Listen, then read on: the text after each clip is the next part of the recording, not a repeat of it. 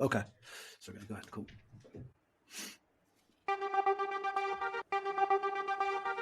Whenever the intro's ready. There we go. Hey everyone, Mr. Devil here, Kenny Danico, 3-time Stanley Cup champion of the New Jersey Devils, and you're listening to the Uncle Puckers New Jersey Devils podcast with Chris, Dan, Bobby, and Tony, the Uncle Puckers. Let's go Devils! Let's go Devils! What's up, everybody? We are the Uncle Puckers. Tony, Dan, I'm Chris, and we're going to talk a little bit about yesterday's game against the Boston Bruins, where the Devils lost 3-0, shutout for the second time this season. That was very disappointing, and I want to hear everybody's. It is. I don't like the. No, the 1 o'clock games are stink. I'm not a fan, and I feel like this team just constantly just gets you right up to the point, right? And then you're finally a believer. Like, all right, this might turn around, and then they go and it's not that they played bad. I can't really shit all over them. They had a really good game. They just, a lot of.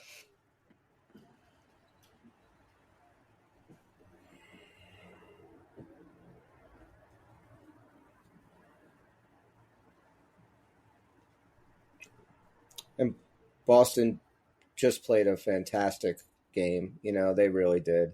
I can't take anything away from them, but man, I hate getting shut out. I think that's the one thing I think that burns my ass more than anything. I'm okay losing, but when you don't score, it's so deflating. Mm-hmm.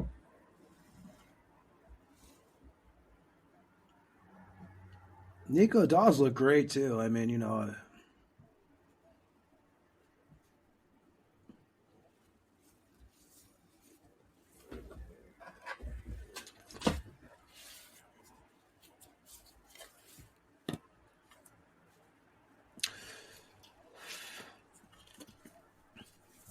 And I think that I'm not surprised they lost last night, because I kind of felt going into this game that it was going to be tough because it was Boston. But I just feel like with those injuries we have, it's just starting to pile up so much now. It's just too much now. And actually, without Nico Daws' performance last night, the score could have been a lot worse, I think. Penalties, like you said, what you had, the Toffoli tripping penalty, I think there was. Marino had the.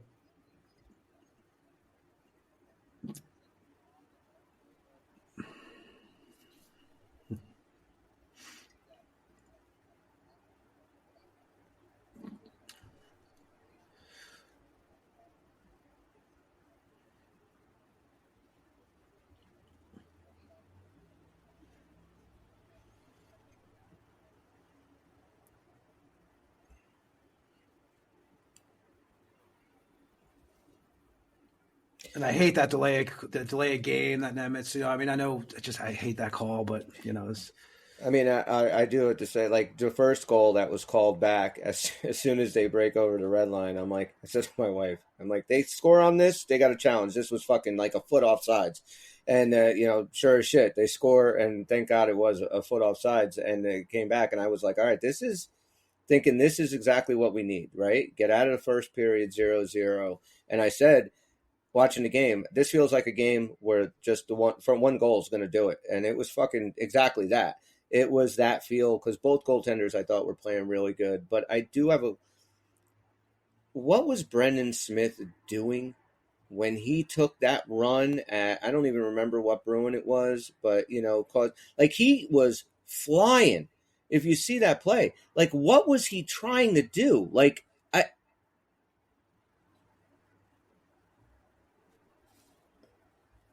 Is that what it was? Because you might be right.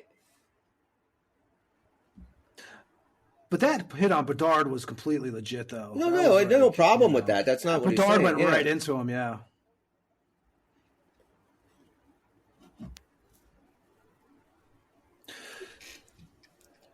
Yeah, and he took a run, and he was going full speed, and all the Boston Bruin player did was just sidestep him, and he gets the worst of it, and he's out for the game, and I haven't heard anything about it. Which I think he's a loss right now with this lineup the way it is. Brendan Smith's played a big part on this team in the last 2 weeks. That's going to suck. Why? It's a leg injury, I heard, though. Yeah, it was a knee on knee, but I just don't understand it. I don't understand what he was trying to do. I don't get it.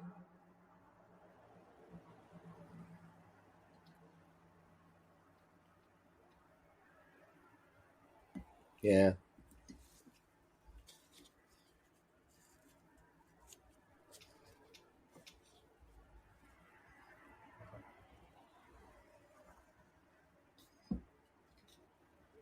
Oh yeah.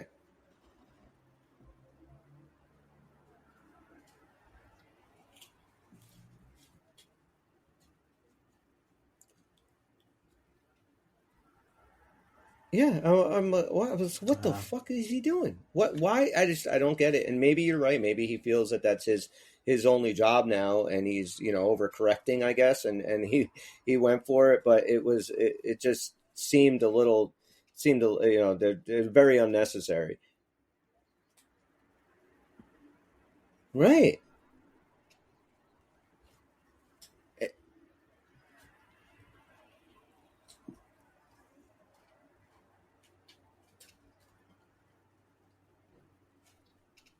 It really is. The hockey gods are really just taking a dump all over this team this Been a year. rough fucking year. But that's it. And I mean, And you have to admit, you guys, are you really like this game last night? You kind of had a feeling like I remember. I think it was right when the game was starting. They were showing who the Devils had sitting out, and I'm just looking at the names, and I'm like, how do you? It's how can you win a game? Again, especially with Boston. They were oh, right. Yeah, I mean, it's crazy. And yet you look at that Bruin game, and they're in that game right up to the third period. They're in that game up till 5 minutes left in the third period. They skated their asses off. They played really good. Nico Daws was outstanding. And like you said, Dan, they got a little bit at the late in the third. They got a little lackadaisical. It ended up costing them. It kind of seemed like they, at the end of that game, they just, instead of really pressing, I feel like some of those guys just wanted to get the hell out of there. And that was kind of the mindset I got. But again, if Brendan Smith is out, now we got to take a look at Cal Foote. He's a big boy. He can hit. Maybe he can bring a little bit of stability until things come back on that blue line. At least Wednesday, tomorrow night against the Canadiens. It's at home. I know the Canadiens are a good team. I know that they're on the bottom of the standings, but if you look at their record, they're right around 500. Like they are, just a couple of guys away from actually being a playoff team. So they're going to play really hard no matter what. So that game, makes me a little nervous. But, I mean, you look at what they did to Florida and same depleted lineup. They played great. So, and you saw that carry over in the Boston game. But it was just, I think, too much with the injuries, like you said, Tony. It's too much now. You have to start getting some guys back because you look at our schedule, right? We have Dallas coming up. We have Carolina coming up. We have some really big games coming up. And without, mainly, I mean, we're talking mainly, right, like Timo and Jack. Like these guys got to get back. I have no idea what the time frame is. And it looks like I'm not going to see Jack Hughes on Monday night against the Knights. And I really felt in the Tampa game with going into that overtime, how you always feel confident this year going into that overtime. When you don't have Hughes back there, it just changes the whole. Because we're a deadly team when it comes to overtime. No. And the power plays, blah, without him. You're missing the catalyst that brings 90% of your offense. I mean, he's got to get back. But I have to give some credit, as much as I don't like the Boston Bruins, to the Boston Bruins, because none of us during the offseason, because last year, I forget some crazy record, right? They finished the season with some nut record, yeah. So you look at them again this year; they had 8 losses this year only. I mean, I'll admit, like I did not expect them to have this kind of season again. And it comes down to goaltending. I think at the end of the day, a lot of it is the goaltending, and we saw last night with Swayman; he was really impressive last night.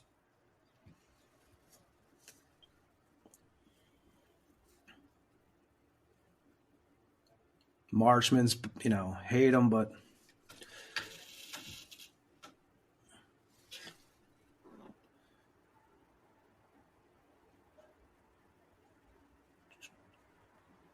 Charlie Coyle was a pain in the ass last night, I'll tell you who played a great game for us last night was Nico Hischier. He Yeah. played a fantastic game last night. Carried that team, and that's what you want to see. I think if you take the last 5 games, 4 games at least, that the Devils have played, and I think they're 2-2 in those 4 games. All 4 of them, I thought they played really well. I think if Nico Daws is playing Saturday in Tampa or whenever that Thursday night in Tampa, I think we win that game. I really do.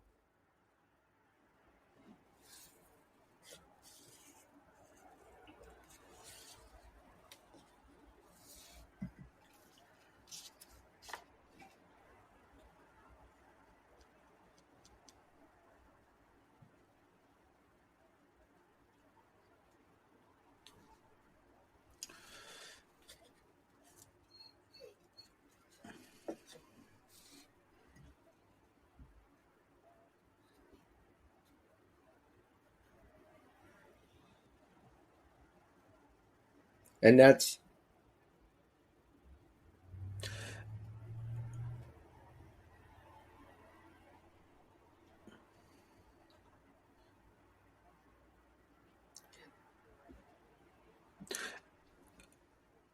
And and think you about this, see. Dan. Go Sorry. ahead. Go ahead, Craig. Go Go ahead, ahead. Chris. No, go ahead. Okay. Think about this. They lost. Really, it's 2-0. They lose 3-0, but it's empty net goal. Yeah. Blah blah blah. Whatever. Look how much offense we're missing, and it just if you really look at the game overall, yeah, we lost. It sucks. We lost. Not totally surprised we lost, but with missing Jack Hughes, Mitch, just going through the names that were missing, Meyer. You can't be too disappointed. You're disappointed in the loss, but you've realized that, we have a lot of negatives on our team right now. And we hung in there with Boston in a lot of ways. And I think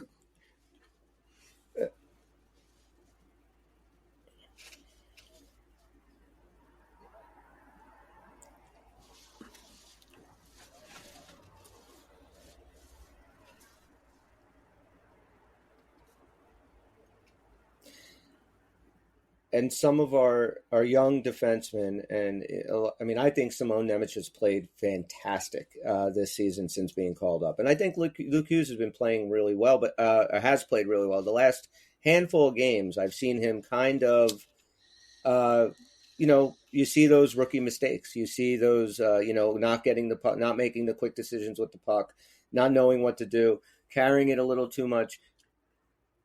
Clear.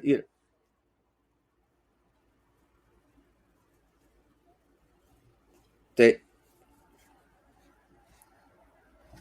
yeah,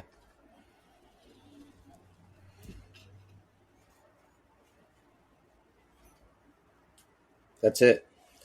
And I think even from this season, you look at like when we play a physical team back in October, November, we were getting just run out of the building. Now we are answering the bell a lot more. They are giving it back physically. And I feel like this team, the way that they've played the last 4 to 5 games, when we get the main dudes back, Jack Hughes, Timo Meyer and Andre Palat, you get those 3 guys back, hopefully Brendan Smith soon.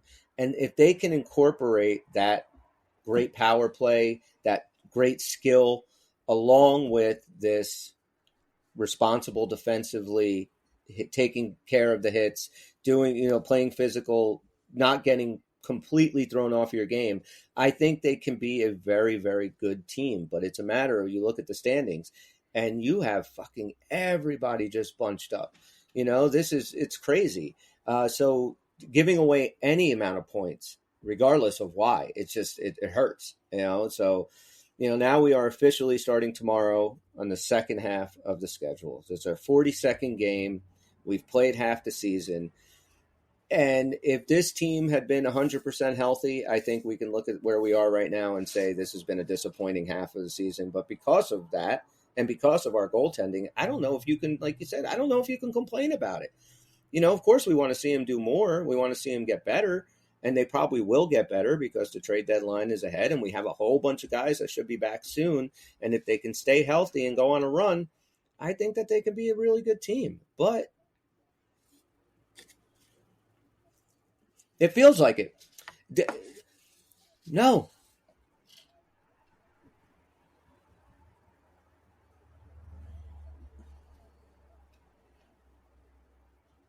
Yeah, I completely agree.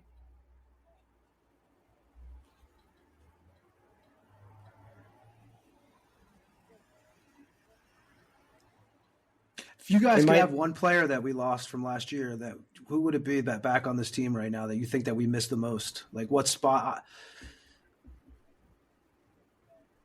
Yeah, that's what I was going to say, Graves. Yeah, I would go with Graves. Yeah, but I know Bobby would go with Graves too. So I do want to bring something.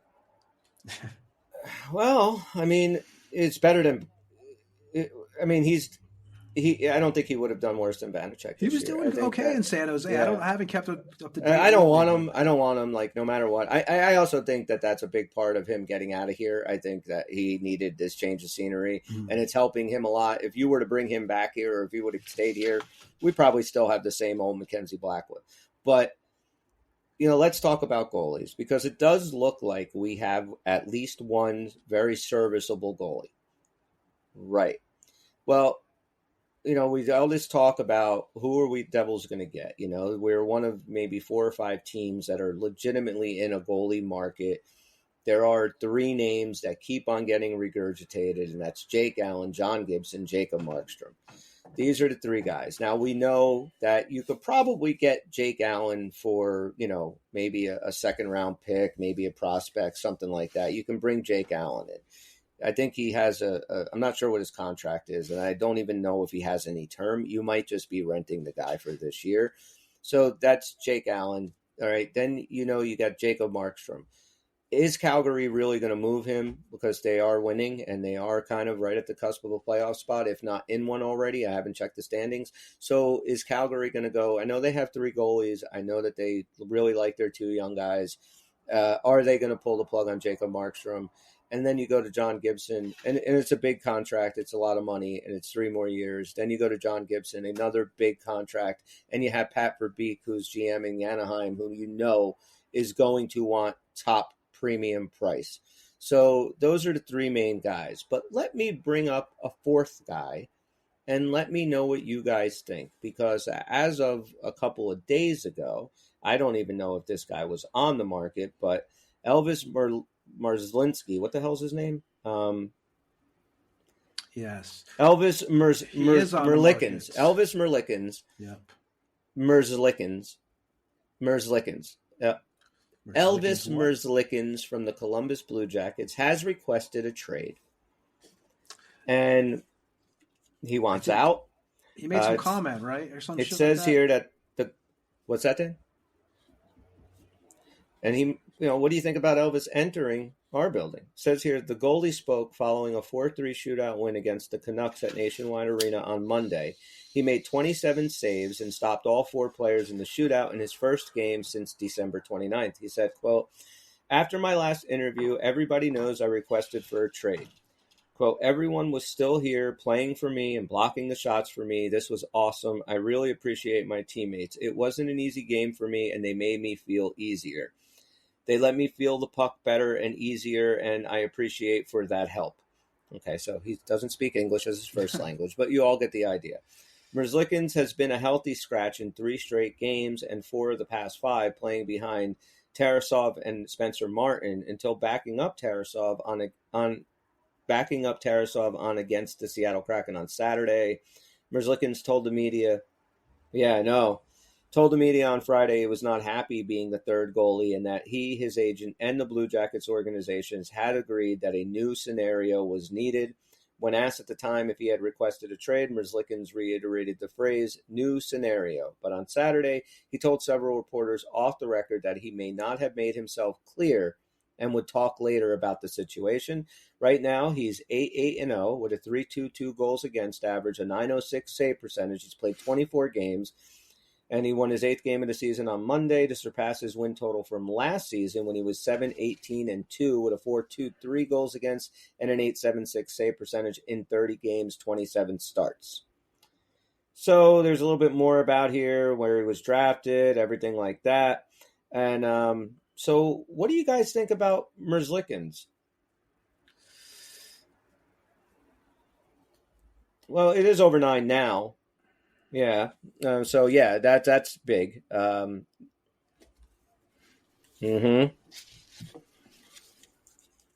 think he's a.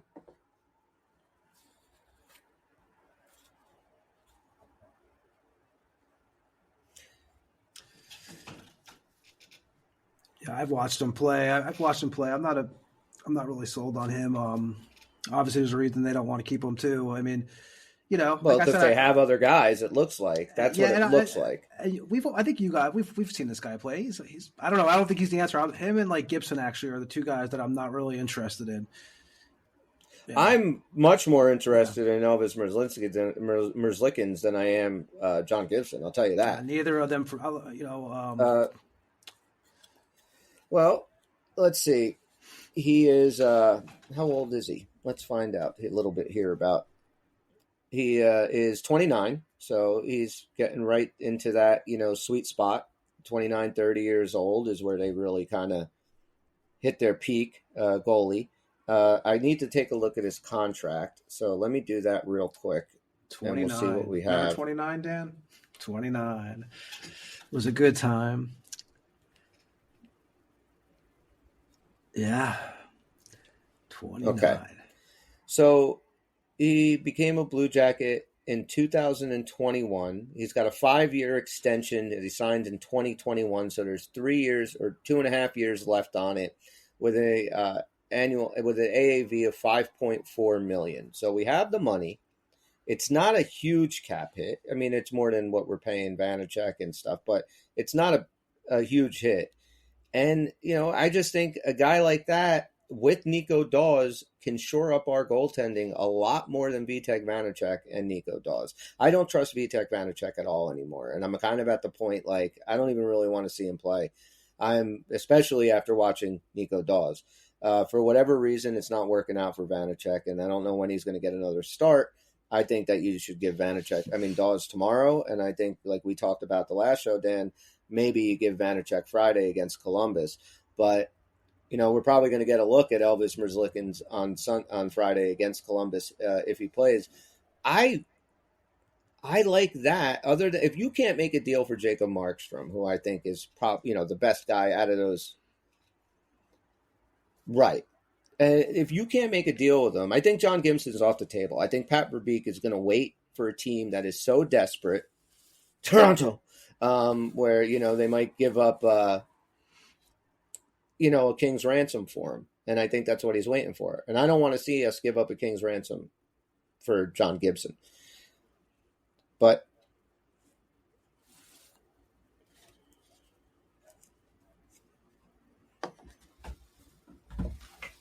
right.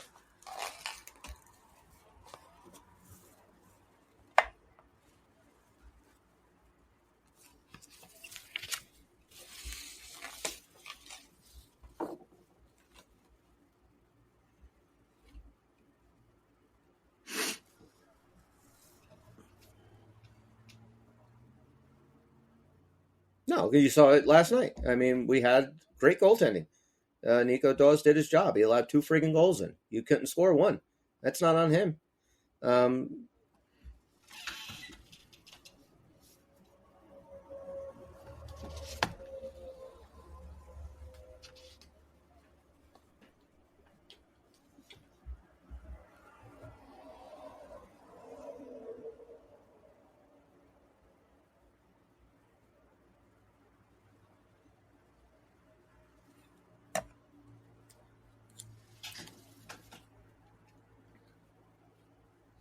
And what do you think, Tone? I don't know. I kind of agree with Dan. I really do. I mean, you had to do the whole. I had to think. I had to remember where I was for a second. Tasty beverage there. No, man. I don't want to see us give away everything. I kind of feel like I don't know if this is our year. And I think we kind of peaked a little bit early last year. We got blessed with the no injuries. And I think this year, I mean, I don't know if we're made for a long run, but I would hate to see us give away a Nemitz or a lot of these kids, actually. I mean, we have a lot of future down there. So, I mean, I don't know. I don't want to see us give up everything for this season because I think that we're a few things away this season. I don't think it's just goaltending. I think defensively we got the youth issue, which is it's going to be a great thing eventually. But right now we're seeing mistakes, that is, of course, it's going to happen. It's the learning curve, But I just don't want to see us give away too much, I guess. I don't think that Tom Fitzgerald is going to give up much of anything of the team that we see right now to get anybody. I just think we have all the assets in the world. And, maybe Siegenthaler, if he was, healthy, might be on a trade block for another defenseman. But I just think that, we have enough assets, enough draft capital and prospects that. When you can move Clark. And especially when you make a move with a team like Columbus. Columbus is going nowhere.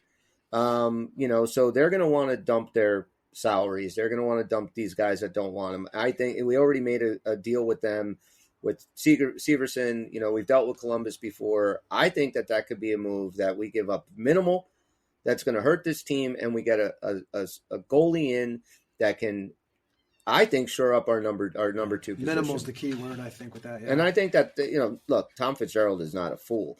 He's not going to give up the house for Elvis Merzlikins, or whoever the hell he is. It's just not going to happen.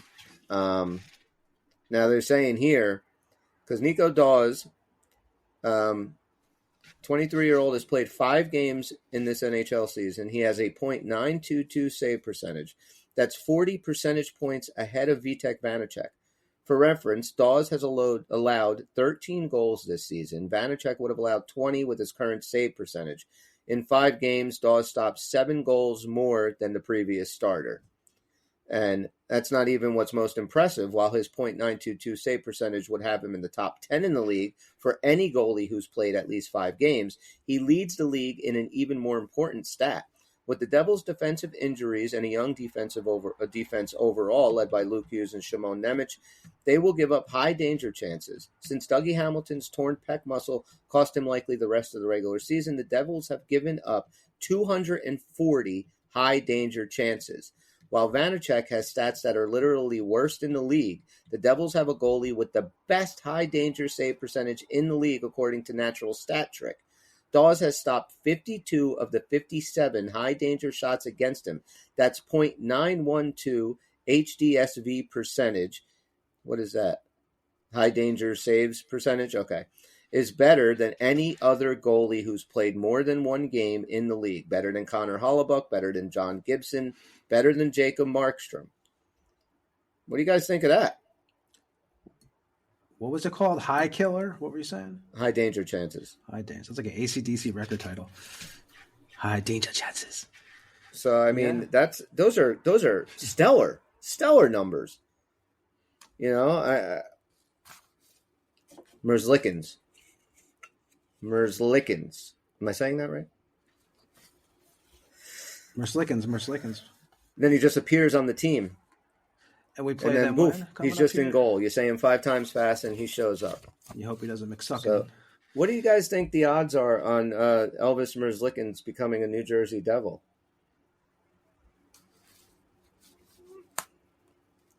One out of 7. Now, if those odds were 1 out of 7 on, let's say, some app like the DraftKings Sportsbook app, would you bet on them? We know hockey games move fast. But with DraftKings Sportsbook, an official sports betting partner of the NHL, you can score faster than anything happening on the ice. And this week, new customers can bet $5 and get 200 instantly in bonus quacks. Quack, quack. Download the DraftKings Sportsbook app now with code THPN, and new customers bet just $5 on the NHL and get 200 instantly in bonus bets only on DraftKings Sportsbook with code THPN. The crown is yours. Gambling problem? Call 1-800-GAMBLER or visit www.1800gambler.net.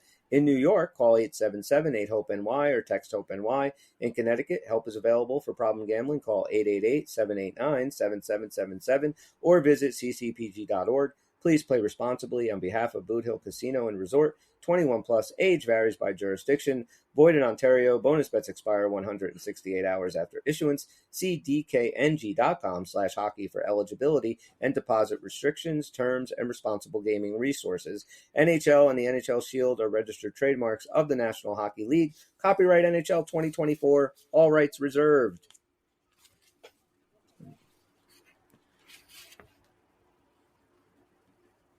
Mm-hmm. Really on the way in there, there's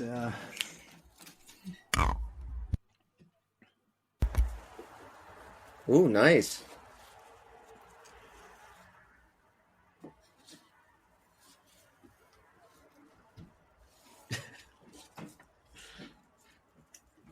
Right. You're that guy walking out. That's why. You're that guy with the, like, they just snapped your picture and you were just sitting there. Right. I remember when I would drive through the recording studio from Gainesville through Tampa, and there'd be all these signs, and most of them were like either anti-abortion signs, like, you know, the church would put these signs up, or boiled peanuts or strip bars. It was like one of the three, but there was just tons of them. It was just constant like anti-abortion signs, and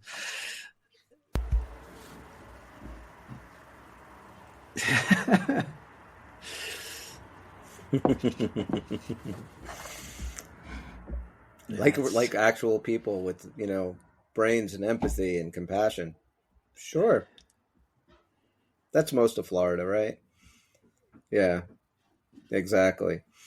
Uh, I mean, do we have any word on Brendan Smith or no? just a leg. That's it. Lower body, no timetable. Yeah. Is this a day-to-day Nothing. thing? Nothing. Nothing. They're not I'm gonna saying check really shit. fast. I checked actually before the show. I'll see if there's any updates. I got a email. I got an email from somebody in the Devils. I guess you know. No, it wasn't. It was Tom Fitzgerald, actually. No, it was like, hey, we saw that you have tickets to a game. You know, is there anything that we can do to make your, you know, experience better? Let us Trying to know. sell And you I'm tickets. thinking, well, I already bought the tickets, so my thing was like, what would they possibly be wondering what I need? Like, you want to upgrade me to a suite? Like, what are you telling me? What could I Season possibly tickets. need other than my tickets? Like, I don't get that. Season tickets. That's Season what tickets, it is. yeah. Yep. Press pass. So press I went pass. to Jersey. I want my damn press pass. I went to a game. I went to a game at Rock probably 2 years ago, and they had this thing at the door where you sign up for a prize, right? So all they're doing, you're signing up to become on their calling list for season tickets. Well, they used to do that, yeah. Yeah, Used to get I free get pummeled T-shirts with when them. you sign up for a credit card. And I used to go and always put Bobby's information and then get him all the credit card stuff sent to his house. Ruined his life. You never give him the card. I just would fill out his name and address on stuff, and they would send him all kinds of stuff. Columbia House. Oh, Columbia House, yeah. You get those bootleg awful, like there was no band picture. There was like a hand-drawn stick figures of the band. You know, it was just total like They white had tape show. I remember one time at the mall they had this, like, they were selling magazines or whatever, magazine subscriptions in some little kiosk in the mall, and you had to fill out, you know, all the stuff as you get like all these free magazines. And I think I used Bobby's name, and I got him like sent like 13 different magazines for like 2 months, and just kept having him send shit to him. It's just fun. Pretty All sure it from was the Ocean Bobby I County did that Mall. too. Yeah, but I don't know, man. Until this team gets healthy, it's so hard to figure out who they are, what they are, how this is going to shake out this year. I'm done. I don't even look at the standings anymore because it's just like, why bother? You know, they have to just win games. I was so bummed out last night when I saw Smith limping. I was like, oh, shit, man. Just every period, it's someone else. And every time we fall down, it's a slow get up. I'm like, man, it is, you know, we're going to see all of Utica pretty soon. Everyone's going to. Yeah, we had a Mercer scare shot. against Florida. Yep. Then we had a Nemec scare last night. We had Smith out last night, which I would love to know what the fuck he was thinking. Yeah, that's 2 games, and that's already without, you know, the guys that we have. Just stay healthy. What is it about this team that they can't stay healthy?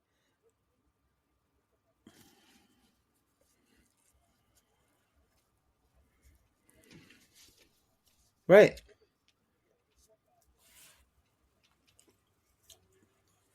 I think it's luck, man. I don't believe in luck. Last year, though, we got lucky. We always say that. We got lucky. Well, this year, I think it's the opposite. I don't believe in that.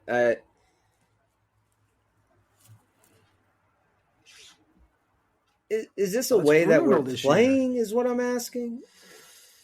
That's what I'm wondering. Like, yeah,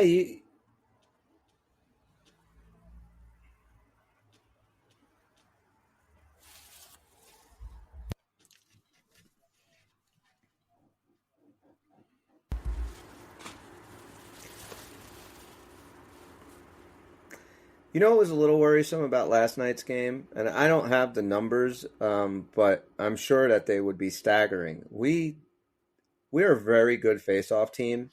We seemed to lose every other face-off last night.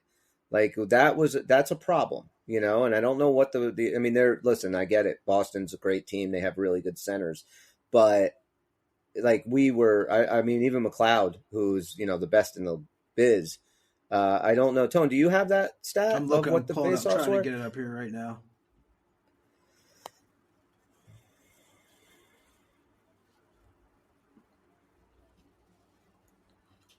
Yeah, like we really struggled in the circle last night, and that's I at least am happy that Montreal is Montreal will play north and south and really fast too, and they'll try. So I think we'll be okay against them. So we won 32 we won 31 face-offs. They won 39 last night.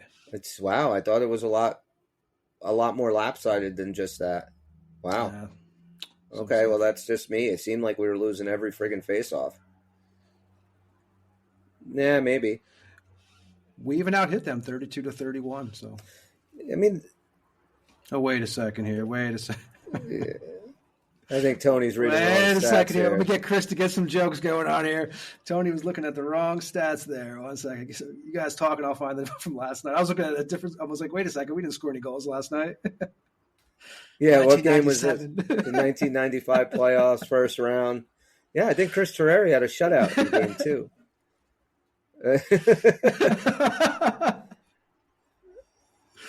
My flip phone. Do you have it? I'm looking right now. He's on his rotary phone, wondering why he can't get on the internet. What the hell's the problem with this thing?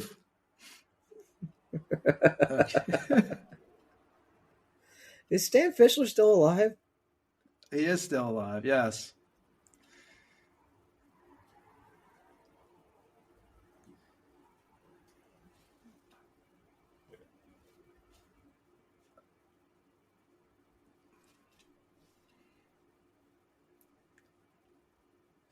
Yeah.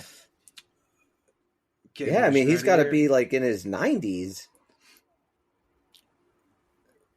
Yeah, exactly. He was never not old. What do you guys think? No, he was old back then. Face-offs won. What would you guys say it was if you had to guess? Well, I mean, I was just going by the eye test. I would say that maybe I don't know, 45-20, something like that is where I was thinking. Yeah. 29-29. That's it? 29-29. Yep, let me sure. You sure you're looking at last night's game? Yes, indeed. All But right. we were out hit 50% winning percentage. Yeah, maybe. And what about the hits, Tone? Hits was 26 them, 22 us. Obviously, block shots, it was 15 them, 13 us. That's one thing we have been doing a lot more of lately, and that's blocking shots. And I think we even talked about this back in the quarter way of the season. Like, why can't we friggin' block shots? Why do we not do that? They have been a lot more attention to these little details these last few games. They've had to. Losing these guys, they've had to. You have to play a different way. You can't win with your speed and skill and your power play and all that stuff. You have to just be a really gritty, deep 5v5 team, and they're playing that way.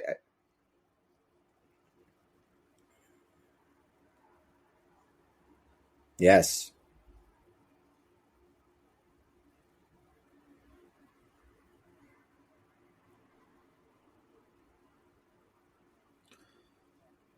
No. And McLeod has been 7-6 on takeaways. Us giveaways. They gave away 10. We gave away 5. So I mean, I thought that McLeod has been playing very good. He's having a great year. Again, though, I want to see him down in the bottom 6. Like, that's where he belongs. That's where this team is deep and gets a lot better. It's just... Yeah, so did I. Yeah. He's dropped the gloves before. He can scrap. But that...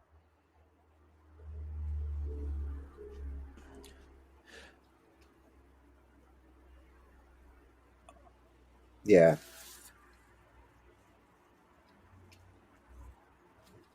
especially when he first came in the league.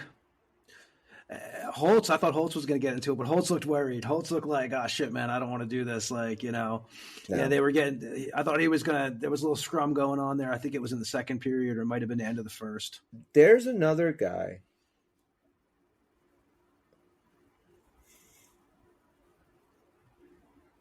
And you know who Alex Holtz has kind of been reminding me of in his style of play? I mean, he's bigger than Sergei Brylin ever was, but he reminds me of Brylin in that his style of play. And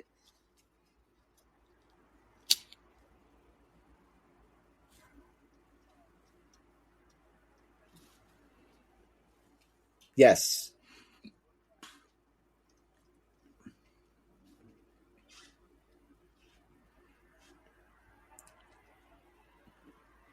That's it.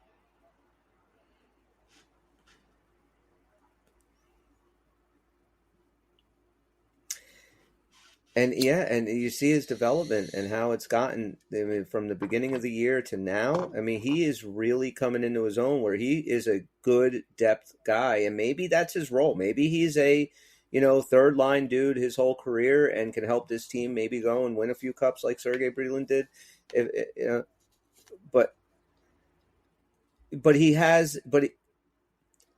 Yes. But the thing I like about Alex Holtz is that you see him getting better throughout the season. You see the improvement, and that's huge because we weren't sure if this guy was even going to make this team or stay on this team. And now it looks like you can't get rid of him. Is Holtz a guy you move, though, now? Is Holtz a guy that's a piece? That's the thing, because he's definitely – his value's up now. He's definitely –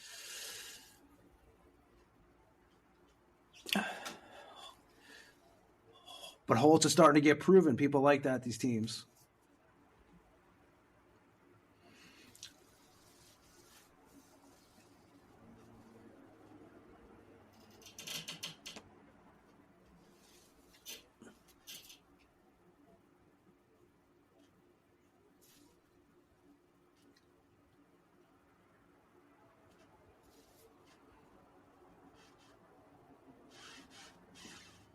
I mean, do you pull the trigger if it's a good trade, but Holtz is in it? And it could be for a defenseman, a goalie. I don't know. I mean, I'm not going to go throw together, make believe trade scenarios. But let's just say, I think you do.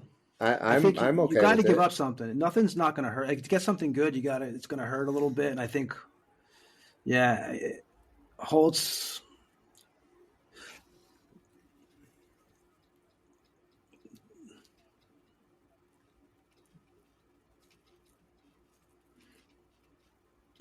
His stock's definitely up now, though. Oh yeah, I think, and you can get the max value for him. So I'm fine with that. Like I said, whatever they can do to get this team bolster up the defense and bolster up goaltending. Once again, though, I get nervous. Even though as great as Nico Daws is playing, like I feel like Lindy's just going to keep throw Vanacek in every chance he gets, and that makes me nervous. See, I get nervous, Chris, but it's not because of that. I get nervous just because. Just with our goaltending the last couple of years, like I trust nothing now. Like I remember when Schmid first came in, I was so stoked. Like I really like Nico Daws. I'm impressed with his play. Yeah, I've watched Nico and Utica a bit. Like I do like the like as a goaltender, I do really like him. I guess I'm a little afraid now. I'm like, man, it just seems like that's the one area that we have not been able to really. Yeah. He should play him, though, right? I mean, he's the number one. They should play him.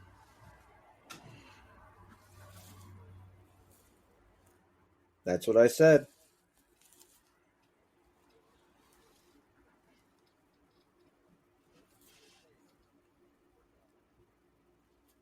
I think they should play Nico Daws next game. I think that. Why would you not? I mean, he had like over 30 saves. He looked great yesterday. There was obviously. I don't know how you don't, but I guess I know what you're saying, Dan. Like you just never know with this team, like what they're going to put out there. That is a question. Yeah, you just don't know. But I mean, I just don't see how. If I'm Lindy Ruff right now, I'm not saying, hey, let's give him another. The kid played a great game. What else could you expect him to do than what he did?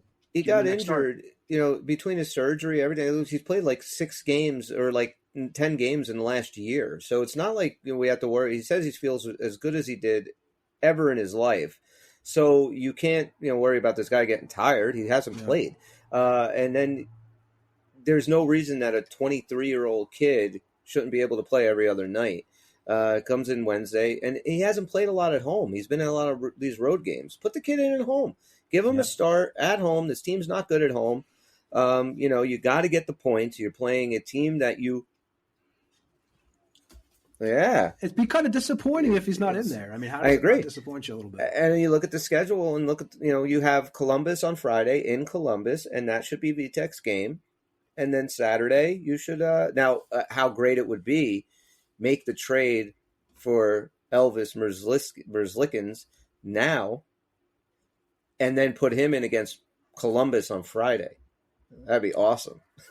Play against. Just stay in Columbus. We'll be there on Friday. That would be awesome. Yep. But and then you put back home on Saturday, you put Nico Daws in against Dallas. That gives you the best chance against a really good team. Look, we need points. Who gives you the best chance to win? It's not Vitek Vanacek. You got a guy. Like if Daws wasn't here and we were still going back and forth from Schmidt and Vanacek, I think our record over the last 5 or 6 games would be a lot worse. But I also think that, it doesn't matter. They both played poorly. It doesn't matter. You didn't have a number one. I think you do now. It's obvious. I mean, look what we just read. Out of the 5 starts, the guy's killing it on high danger chances. He loves taking, and this team gives up a shitload of them. So I say you put him in. And I think you've got nothing to lose. I think right now where the season's going or headed is kind of like if you can get Daws to like really become a number one, let's just say a number one goalie, you have a chance of maybe, I don't say saving the season, but with Vanacek, we all admit, like, and I like Vanacek, but we all don't feel confident going into the playoffs with him. We need something. Well, I mean, what do you got to lose? You might as well start him. I mean, I just don't see. If anything, you're hurting the team by playing Vanacek. It just that's going to hurt the team. This team plays very good in front of Nico Daws, and the more that they play, the more comfortable they're going to get. That, you know what? Even if we do make a mistake, he's going to bail us out. Go to the Tampa Bay game, okay? Luke Hughes falls, turns the puck over to who the hell was that? I can't remember who it was. But that goal, it was the second goal, and Daws probably makes that save. You want to classify that? That's definite high danger chances. So if you go just by the stats, he probably makes that save. Makes that save, we probably win that game. And then you go to the game against Vancouver. He played pretty good, even though the team completely didn't decided to not start playing until midway through the second period. And, he played really well. And, that game probably should have gotten a point. We were up at the power play. They don't call that penalty on against Luke Hughes, and we would have been on a 5-on-3. We probably get the point at that point. So you look at these last 2 games, one that Daws did play that we probably should have at least gotten a point. Another one that he didn't play that if you did play him, you probably win that game. So yeah, I don't even think Vanacek, other than back-to-backs or, if Nico Daws goes out there and completely shits the bed, in which case we might as well just go throw ourselves in the fucking oven at that point because, what are we doing here? So.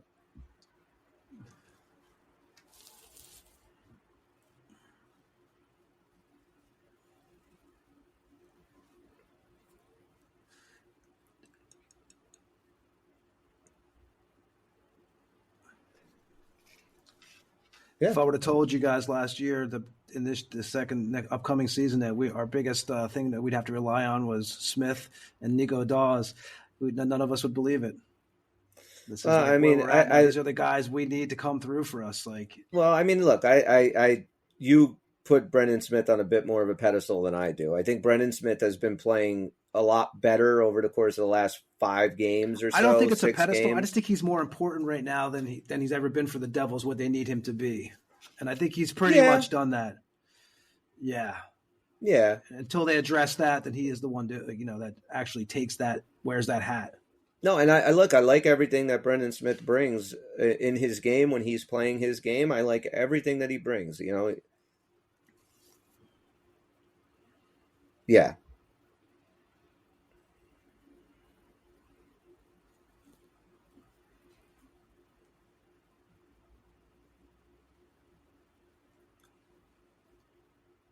He yes. kind of became the Damon Severson of this year for a lot of fans. I thought, like on the but that whole like hate on him, the dislike on him, yeah.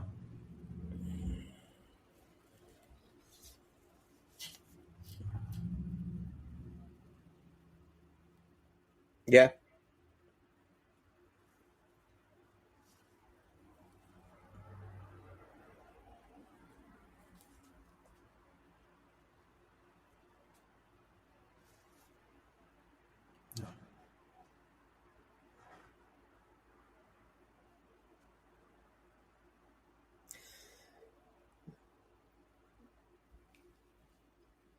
My biggest problem with Brendan Smith is, and you can go and look at the Boston game and the play he got injured on, like bonehead plays that he does sometimes. Like, what are you thinking?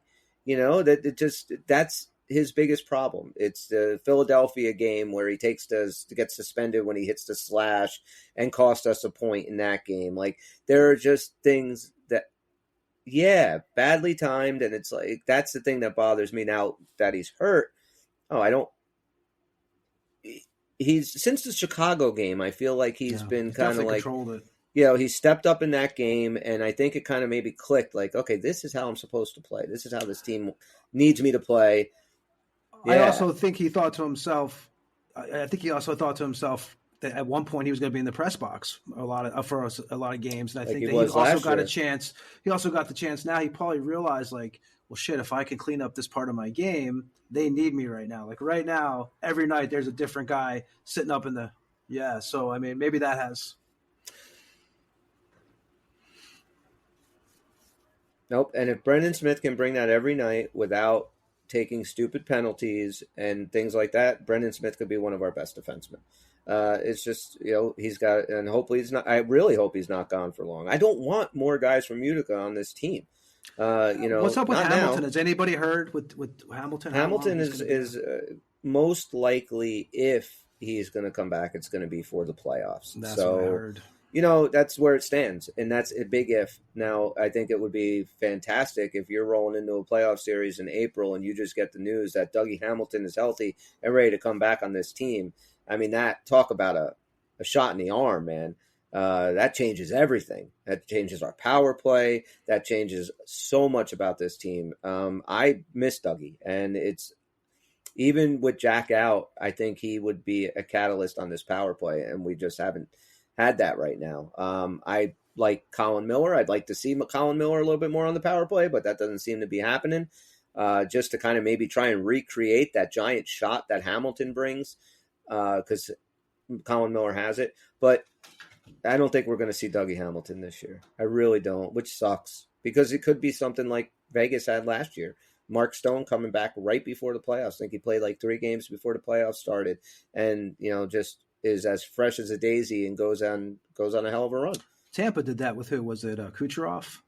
A couple seasons ago. Did they do that with him? I think it was him. He was out, and then he came back like a week before the playoffs, and then dominated the whole playoffs, and they won the cup. Well, think about it. You're fresh, right? I mean, You're healthy. You're fresh. Everyone else has been playing the rigors of an 82-game schedule, and you've just been rehabbing and getting yourself in the best shape of your life. And when you're a guy like Kucherov, who's one of the best in the world, that's why Jack. I hope this team can just keep their head above water until he gets back. When I was in Tampa, I watched a lot of Kucherov play for, a couple seasons. And as we always talk about on this show, you watch a player play every day. That's when you really realize, we talked, everyone, remember when Severson went to Columbus? Columbus fans were excited because they didn't watch him play every day. We had a kind of a different outlook. But with him, it's, the guy's just a great player. So with Kucherov, when you watch him play every day, you just realize how great he is. Instead of the guy just dominates the ice and, he was one of the most impressive players I I have to say, for those couple seasons, he was one of the most impressive players I saw play daily. Where I was just like, I'm not a Lightning fan, but He's like second or third in the league in points right now. I mean, him and Nate McKinnon are just tearing the league up right now, which I think Jack would be in that hunt. I really do. He's got to just get himself healthy. And hopefully Timo Meier will be back soon. I haven't heard anything, but I'm really hoping he's back within this next week or so. But anything else that you guys want to touch on for the evening before we wrap up this podcast? Did you watch any of the games last night, Chris? The football games? Yeah. I watched a little bit of the Buffalo game, and there was no good games this weekend. The only good game was the Rams and Detroit game. You hate Detroit, right? Okay, so I do hate Detroit because they're in my division, but at the same time, I am very happy for the Lions and their fans. They have been through so much. They've been terrible for so long. I'm glad that they're able to, maybe go on a little run. And look, they got Tampa going into Detroit next week. I think Detroit Lions are making it to the NFC Championship game. I'm kind of pulling for Detroit. I mean, I know they have no, I know for you it's kind of like any team in my division and stuff. I'd much rather see the Packers lose than the Lions lose. I'll tell you that. Cowboy fans were mightily surprised. I have a few. Who in their right mind would be surprised at the Cowboys having a wonderful regular season and then shitting the bed in the playoffs? That's just what they do. I think they'll be done with Dak after this year. I think they're going to be done with Dak and McCarthy. Yeah, I mean, that's good news. Yes. What is it? Merzlikins my balls. Merzlikins my balls. My balls. I like it. There you go. The Z. Merzlikins Mah's balls with a Z. And Maybe we shouldn't have read that because we're going to surprise everybody with the title, but I'm sorry. By the time they get to this, they'll have read the title. they have turned us off already. But you guys got to check out that Ted series on Netflix. Have you guys seen any of that yet? Which one? That Ted. Remember the bear Ted that talks? Oh yeah. It's on. They actually put a miniseries on show, man. Right? It's pretty good. It's like when they were kids. Yeah, it's pretty entertaining. So, all right. I guess we'll just wrap this thing up. We will be back on Thursday, so we'll be able to talk a little bit about the game tomorrow night against the Montreal Canadiens, and we'll preview a little bit of the Columbus and Dallas games, and then we'll all be back. Actually, I think we're all going to be around on Thursday, so that should be fun. Bobby will be joining us, and wherever you're listening to us, please a 5-star review, a positive comment, a like, subscription, a download goes a very long way to help us promote this little podcast that we do. Also, please check out Tampa Morgue, which is a podcast that Tony does with a couple of his buddies. New episode tomorrow. There you go. New episode tomorrow. Carl Kennedy of the you can listen to that for 3 hours. The Rods. Yes, the Rods. Rod and Todd? Anthrax, Overkill, Exciter, a bunch of bands. To heaven. Rod and Todd. All right, boys. I think we're going to wrap it for the evening. For Tony Dan, I'm Chris for the Uncle Puckers. See you when we see you. Peace. Oh, Bobby. Bye-byes. Merzlikins my balls.